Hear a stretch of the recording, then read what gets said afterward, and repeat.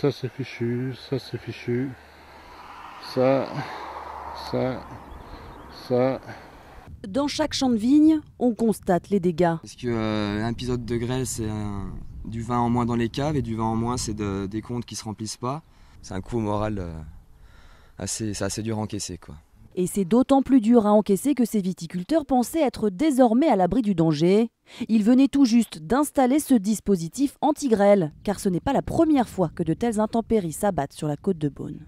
Je vous rappelle qu'on a perdu 70% en 2012, 60% en 2013. Là, on est dans des proportions entre 40 et 80.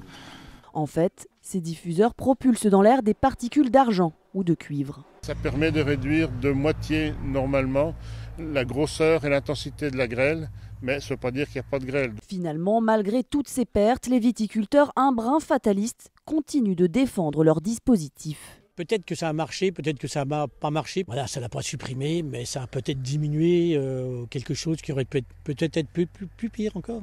Les viticulteurs réfléchissent déjà à acheter encore plus de générateurs ou à les placer ailleurs sur le domaine pour voir si le résultat sera plus efficace la prochaine fois.